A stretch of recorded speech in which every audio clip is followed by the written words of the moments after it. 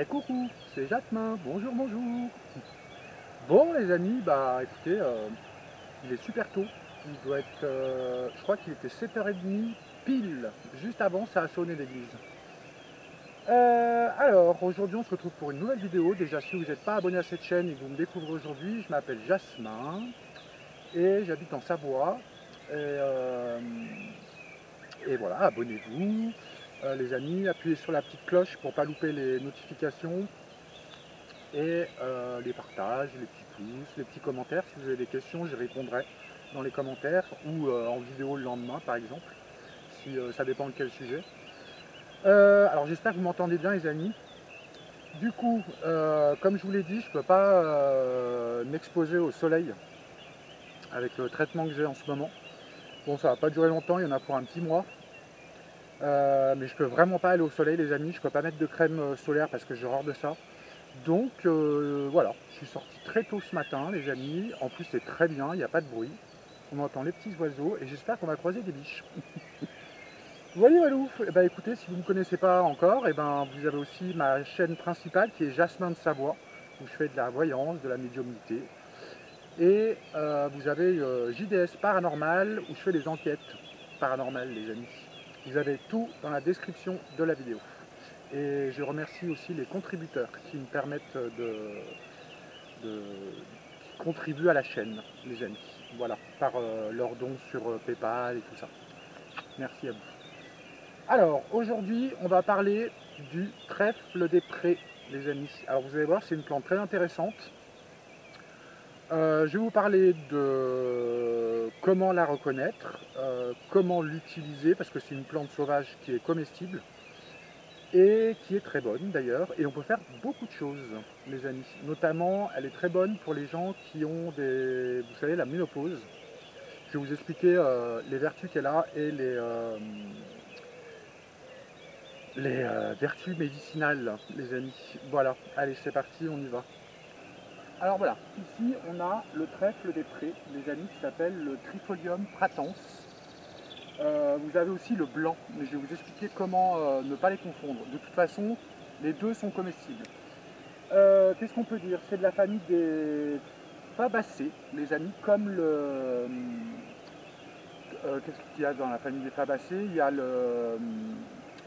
ça, il y en a là d'ailleurs. Alors attendez. Ouais, ça filme. Le lotier corniculé, mes amis. Vous voyez, je vous ai fait une vidéo, c'était avant-hier sur cette plante. Bah, c'est la même famille. Voilà, vous avez dans la famille aussi la vesse que je vous avais parlé. Bah, elle est là, tiens d'ailleurs. La vesse commune. Voilà, vous savez, c'est celle avec les petits fils qui s'attachent contre les autres pour pouvoir, voilà, et qui fait des petites gousses. Alors cette famille fait des gousses comme les haricots, vous voyez, ou les petits pois. Puis à l'intérieur, vous avez les graines, des petites gousses en forme de haricots, mais petits. Voilà, et ben écoutez, je vais vous expliquer, vous pouvez manger feuilles et fleurs. Je vais vous expliquer comment pas la confondre avec le blanc, parce que pour les propriétés médicinales, c'est mieux d'utiliser le blanc. Voilà, donc je vais vous expliquer comment faire. Alors, je crois que je dis une bêtise parce qu'il me semble que c'est le rose qu'on utilise. À mon avis, c'est un peu la même chose. Alors, vous avez donc celui des prés. Voilà. Et vous avez aussi le blanc qui s'appelle le Trifolium rampant. Voilà. Donc, celui-là, le rose, il est plus grand. Et le rampant, comme son nom l'indique, les amis, il est plus bas. Vous voyez, il fait des plus grosses feuilles d'ailleurs. Alors, comment le reconnaître? Bah, c'est très simple. De toute façon, je vous mets des photos là, hein, les amis. Alors, pour les feuilles, déjà, vous avez des marques blanches. Vous voyez, des espèces de traits blancs là, dessus. Comme celui du blanc, d'ailleurs. Donc, c'est pas vraiment un indice pour les reconnaître, mais quand même, je vous le dis. Celui du blanc, les feuilles sont un peu plus en cœur. Et celui-là, alors bon, je vais vous mettre une photo, vous verrez mieux. Les feuilles, déjà, c'est un trifoliole. 1, 2, 3. Et le bord des feuilles est lisse. Vous voyez, ça fait lisse. L'envers est un tout petit peu dufteux, mais pas grand chose, et plus blanc, vert blanc, et le dessus vert mat. Voilà. Alors que le blanc, lui, il a des feuilles, il est en trifoliole aussi, mais c'est alors forme de cœur un peu plus, et le bord de ses feuilles au blanc, le rampant, il a des dents en fait au bord des feuilles.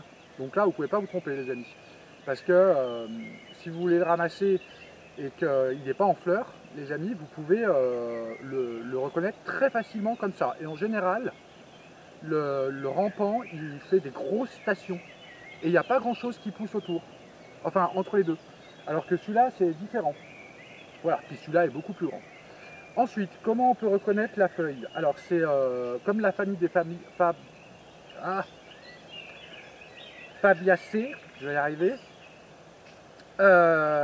C'est alors, on a les fleurs en, on appelle ça papillonacées, les amis, comme le lotier corniculé.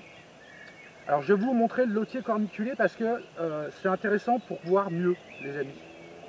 Rappelez-vous, hier, avant-hier, je vous ai dit que la fleur, alors je ne sais pas si vous allez voir comme il faut, vous avez 1, 2, 3, 4, 5. Vous avez 5 pétales. La plus grosse du haut, c'est l'étendard.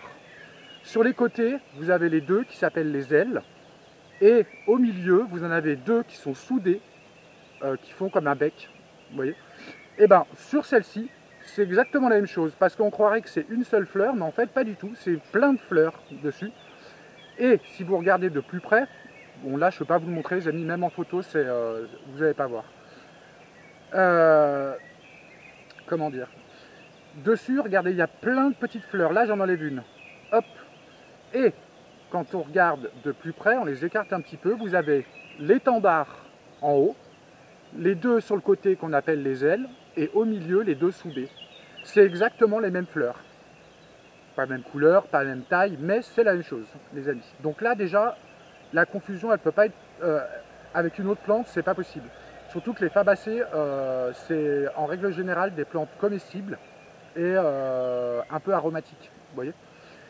Voilà, qu'est-ce qu'on peut dire d'autre sur cette fleur? Eh bien écoutez, vous pouvez la consommer, alors déjà, le truc qui est super, c'est pour les gens qui ont la ménopause.